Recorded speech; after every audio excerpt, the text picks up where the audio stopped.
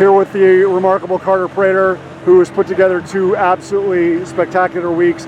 Desert Twilight Festival, Toka Sticks Golf Course, Mesa, Arizona tonight, on the heels of his brilliant effort at Great Park in Irvine for the Woodbridge Classic a week ago.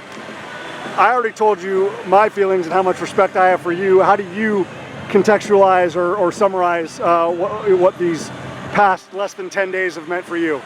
Well, obviously it was great. Great Woodbridge race, ran really well there. And then just trying to keep myself calm and go into this race with a good attitude.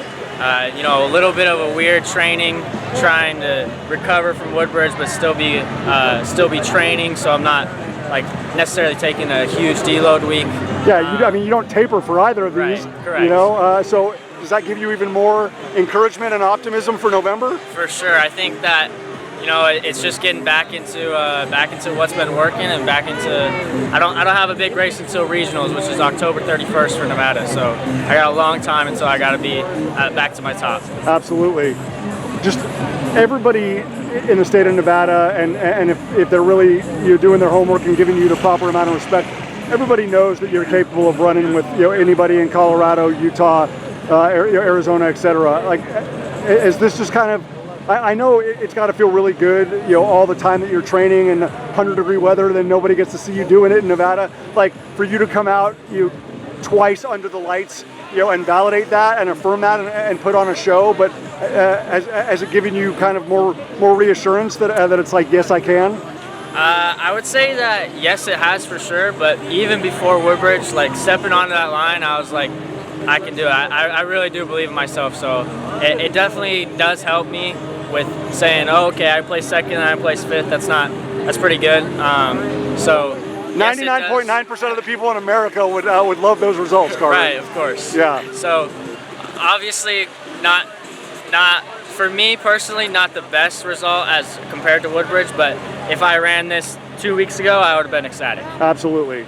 But the fact that, I mean, you can't handpick your opponents, but the fact that you have Oliver Horton, Johannes Van Meerten, all of Niwot, plus you're gonna, you've already seen Jackson Spencer, right? I mean, like, you've already seen, I mean, we're gonna have Aiden LaRue and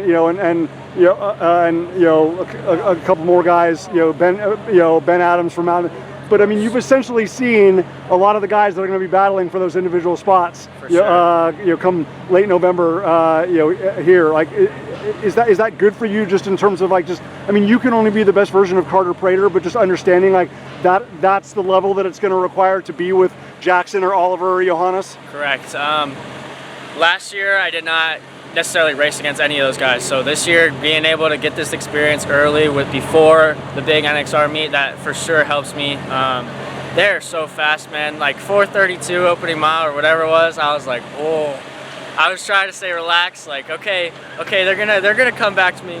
No, they had a crazy race. It was insane. But the biggest blessing of you putting these 2 races together, Carter, is the fact that you understand. It's like, hey, I don't necessarily need to be in the top 5, at the mile mark or at a K, but I do need to be, within contact, because if you lose them, then they're all too good, and and they don't come back. So is that the thing that you're going to hold on to? Because I know that once, like, as long as you're there at a K or a mile or a mile and a half in, like, the rest will take care of itself. For sure. You're just such a great racer, and you have too much heart, but it's the fact that it's like you got to set yourself up then to allow it to pay dividends at the end, right?